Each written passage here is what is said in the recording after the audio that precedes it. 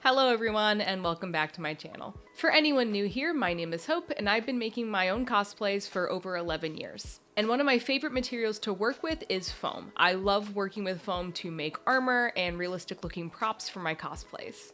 Foam is such a versatile material, and I think it is a lot more approachable than people may think. When I'm attending conventions as a cosplay guest or as a cosplay contest judge, I often get approached by people asking me how to get started on working with foam for cosplay. So that is the point of this video. I'm going to cover the basics of how you can get started on your foam smithing journey, and how you can take plain EVA foam sheets and turn them into beautifully detailed costume pieces. Also included in the description, I will include a link to a Google Doc that I made that has hyperlinks to specific shops that I really like, as well as links to other creators with really helpful tutorials that I have used throughout the years. I'm not affiliated with any of the links that are in that doc, but I did just want to create it to go along with the video. So let's go ahead and get started. Once you have picked out your character that you would like to cosplay, where do you start? For first-time builders, I always recommend finding pre-made patterns. This is where Google and YouTube are your best friends. I always recommend first just searching your character to see if you can find a cosplay pattern for that outfit specifically. Depending on the popularity of your character, you may actually find a pattern that is made exactly for the cosplay that you're making. But if you can't, try thinking of another character that might be a bit more popular that has a similar silhouette to what you're going for, or even looking for a basic cosplay armor pattern could be a great option. So for example, let's say I wanted to cosplay Laios from Delicious in Dungeon. Delicious in Dungeon is really popular and he is the main character, so luckily you can find patterns specifically made for Laios' outfit. But for this scenario, let's say that didn't exist. What I would look for then would be a basic male silhouette armor pattern. The basic cosplay pattern sets are really helpful because they will provide a great base for something. For example, if I take a look over at Kamui Cosplay's website, she sells a variety of armor packs that are pretty basic. These basic sets can be used to build the general structure of what you're making, and then you can add a bunch of different details on top of it to get closer to the accuracy of what you're trying to make. An example that I have for this is my Izutsumi cosplay from Delicious in Dungeon. The foam chestplate that I made, the base of it was actually using Kamui Cosplay's male chestplate pattern that I just modified and added details on top of it to get the look that I wanted. Sometimes if you can't find an exact pattern for a character that you're cosplaying, if you think of a character that is a bit more popular that has a similar look, that can also be really helpful. I remember years ago I was really into Voltron and I made a Blade of Marmora cosplay, and they have these like face shield things that I ended up making out of EVA foam. And I remember at the time I couldn't find an exact pattern for the Blade of Marmora face shield, but what I did end up doing was finding a Spider-Man face shield pattern and then using that as a base. Etsy has a ton of sellers that are selling their digital cosplay patterns, so that's a great place to go to. But some cosplayers also sell their own patterns on their own websites, so just keep in mind that you don't want to limit yourself to just Etsy. Also, before you purchase and print out your digital pattern, just make sure you're reading the instructions to make sure that you're printing it correctly and it is the right scale. Now, if you do have some experience crafting, or if you're feeling ambitious, you do not have to start with a pre-made pattern. You can absolutely make a pattern yourself. There are a few different ways to do it. My favorite method is the duct tape forming method. Duct tape forming is a great way to make a custom pattern that is going to fit your body. So for example, let's say you were making a chest plate and you wanted to have a pattern for it. Duct tape forming would be you first wrap your torso in saran wrap, then you put duct tape or some kind of painter's tape on top of that, and then you can just draw on that duct tape shell the pattern that you're looking for, and then carefully cut yourself out of it. Then you can cut up that duct tape 3D form into 2D pieces that you can then transfer onto your foam. Whether you are purchasing the pattern or you are making it yourself, that is always the first step to your crafting process. Now let's get into what you would need to buy in order to start building. So obviously the first thing that you need to buy in order to make foam armor is foam. Specifically, the type of foam that we are talking about is EVA foam. There's a lot of types of EVA foam out there, but typically they kind of fall under two different categories: low density and high density. High density EVA foam is harder, so it's really good for pieces that need a lot of structure. And low density EVA foam is softer, and that's really great for detail work. EVA foam is also sold in a variety of thicknesses, usually in millimeters, so just keep in mind of what your build needs. Also, if you are working with a pre-made pattern, often they will specify what thicknesses of foam that you will need. Typically, EVA foam is sold in either black, white, or sometimes even gray. Doesn't really matter because you're going to paint over it anyway. Now, to cut your foam, you will need some kind of utility knife. I recommend just using really cheap box cutters. These are the box cutters that have the retractable blades that you can actually snap and sharpen. I recommend these because they're super cheap and you can get them in a bulk bag because foam will dull blades like nobody's business. You would think because foam is so soft that it wouldn't really cause any damage to a blade, but it really does dull it. That's why I really don't like spending a lot of money on like a more high-end utility knife, just because with the box cutters, they are easy to sharpen, and if I do need to replace them, I'm not breaking the bank. Also, you're going to need some kind of marker to trace the pattern onto your foam. I like using metallic markers like Sharpies because a lot of the EVA foam that I purchase is black, so it shows up a lot better. You are also going to need a strong glue to stick all those pattern pieces together, and I always recommend using contact cement. Doesn't really matter the brand, but contact cement is the best in my opinion. Now, the foam, the markers, the box cutters, and the glue, that is pretty much all you absolutely need. But the next two tools, while they aren't exactly a necessity, I would argue that they are. You do not absolutely need them to make a foam armor piece, but I just find that they take so much frustration out of the process. So the first one is a heat gun. If you have never used one before, it is basically similar to a hairdryer, except way more extreme in terms of heat. You can get them at most hardware stores. They usually range from about 15 to 30 bucks. There's some way more fancy ones out there, but you really only need a cheap one. So a heat gun is used to heat up foam, and it's really helpful to shape it. For example, if you are making a bracer, so it needs to curve around your arm, when you are working with a flat piece of foam and you're trying to curl it, it's going to hold its shape a lot easier if you heat it up first. So that's why I feel like a heat gun is just, it is worth the investment. A heat gun is also really helpful for priming, which we'll get to later in the video. And the other tool that I really cannot recommend enough if you're going to be working with EVA foam is a rotary tool. When you're working with EVA foam, if you really wanted to have a smooth and clean finish, it's going to require a lot of sanding, and sanding by hand is a huge pain in the ass, and a lot of times with foam, when you're sanding by hand, it takes forever, and often it leaves behind like a fuzzy residue because you can only go so fast with your hand. But when you're sanding edges with a rotary tool, it's so much faster and it just comes out looking so much better. And this is a relatively inexpensive power tool. They range anywhere from $30 to about $100 bucks. But again, highly recommend in terms of tools, definitely get yourself a heat gun and a rotary tool. I do just also want to touch on some safety when you're working with EVA foam. When you are making your armor, you're going to be working with sharp objects, you are going to be working with heat from hot tools, so just keep in mind that you are working carefully with those things. But something that I often see beginner cosplayers not being very careful with is working with fumes and also working with foam dust. You are going to be working with glue like contact cement, which gives off really nasty fumes. And you are also going to be sanding foam, which produces a lot of foam dust. So you will need to be working in a well-ventilated area. If you can work outside, that is peak, that is fantastic. But I know not everyone's living situation is going to let them do that. So if you are working inside, you need to have it well ventilated. If you are in a home where there are little kids or there are pets, you need to keep them away from your workstation. And when you are working either with the contact cement or you are sanding your foam, you need to have some form of a dust mask. This is an N95, which works great. My favorite mask actually is one of those respirators that actually has the removable canisters on the side. Those are fantastic too.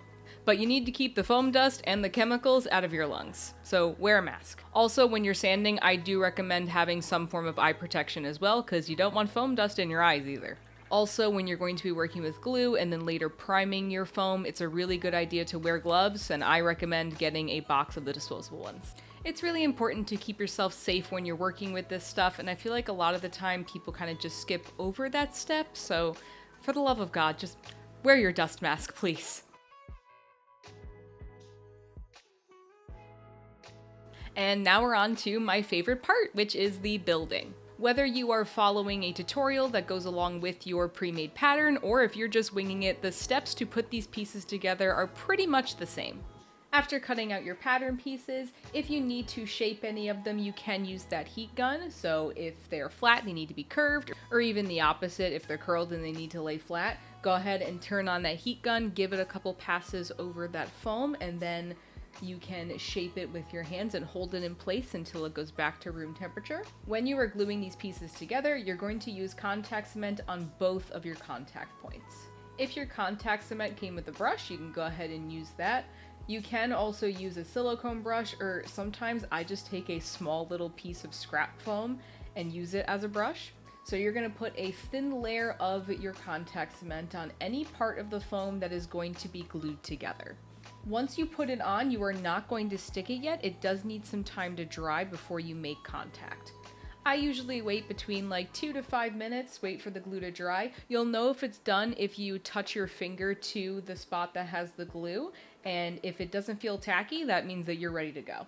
Once you're ready to go, you are going to slowly attach those pieces together. Keep in mind that it's going to bond instantly once they make contact, so you're not really going to have a lot of time to adjust, so make sure that you're going super slowly and being as precise as you can. And you're going to keep doing this for all your pieces until it is assembled. If you are using a pattern, please make sure that you are aligning any markings that they have put on there just to be sure that you're building your piece just right. Sometimes when you're cutting, or also when layers of foam are being stacked on top of each other, it can look a little bit uneven. This is where you can go in with that rotary tool with the sanding drum bit to smooth out those edges. My biggest tips when it comes to building is just to take your time. Do not put too much glue, a little goes a really long way. And if it doesn't come out the exact way that you wanted it to, don't be afraid to just try it again. Once your armor piece is all built, the next step is to prime it for painting. Priming is a really important step to make sure that your paint job goes on really smoothly. Before going in with a primer, I always like to heat seal my foam, so you're gonna get that heat gun out again. You're going to run that heat gun over the full surface of the foam project, and you're actually going to see that the foam almost looks kind of shiny. You don't want to overdo this because you don't want to burn it or anything, but this really does help to close the pores of the foam, and that way you end up using less primer. You may notice some gaps at the seams of your armor piece that glue might not fix, and these can be filled in a variety of ways. One product that I use to fill any seams that is pretty easy to get is called Quick Seal. It's a type of caulking, so you can find it in a lot of different hardware stores. But my favorite product to use that you do have to order online is called Gap Filla. It's a putty that is sold by Prop Monkey Studios, and they are linked in that Google Doc that's in the description, but it's really good. Either of those products are really good options, but basically you're going to take a small amount either on your finger or like a little spatula and run it through that seam. So you're basically filling in that gap that you have with the putty. And then you're going to take your finger again, just with some water, and you are going to rub away the excess putty that's not filling in the gap. That way it ends up looking smooth. Another technique that you can use to do this is waiting for it to dry and then wet sanding. So you can take just some sandpaper and some water and start sanding away at that once it's dry to get rid of any extra residue that's not in the gap as well. And the next step is to prime, which is really crucial to get a really clean paint job. Plastidip is my personal fave for priming my foam. Plastidip is a rubber coating that comes in a spray can. I typically use 3 to 5 coats on my whole project, giving about 30 minutes in between coats to make sure that it is completely dry. Now, if you're in a situation where you cannot use a spray can primer, there are options where you can use a brush. I really like using Flex Bond because it doesn't crack, it's really flexible. It's just you have to be really careful with not having any drips as it's drying, so just make sure that you're doing small sections at a time and giving it a lot of time to dry in between coats. Another option that I personally have not used, but I know a lot of people do use it, is Mod Podge. And once your piece is primed, you can move on to painting, which really brings it all to life. When it comes to painting, there are many different approaches that you can take here. I personally like to use acrylic paint because it's really accessible. I can go to many different stores and find a bunch of different colors. It's relatively affordable too. It is a more time-consuming option to hand paint, but I find that I get the best results that way. You can use spray paint as well to achieve a paint job. It is a lot quicker to do that. The only thing to be careful about is that spray paint has a tendency to crack, so if you're making armor where you're going to be moving a lot, sometimes your paint job might not last as long if you're using spray paint. Another type of painting that a lot of people do, and I'm just starting to do myself, is using an airbrush. Obviously, this is a more expensive option, but you can get some really cool shadows and lighting effects when you're using an airbrush. And of course, you can blend techniques. I tend to do that myself. Painting can be a whole separate video, but I will include in that Google Doc resource a bunch of different creators that have specific tutorials for painting depending on what look you're going for. And of course, if you spend all that time painting, you want to protect the paint job, so you always need a finisher. I really like using a clear coat spray like the Krylon Color Max Clear. It comes in a gloss finish or a satin or matte finish, but that stuff's great to just spray your whole entire project, that way your paint job is locked in. And if you're looking for something that you can brush on, Hex Flex makes another really good option. But definitely don't forget that step to protect your paint job for long cons to come.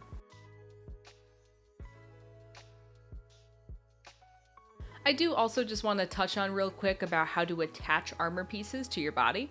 It really depends on how the armor needs to sit on your body, but there's a lot of different attachments that you can go with. Sometimes, depending on the character, if I don't need to hide the buckles and straps, I won't.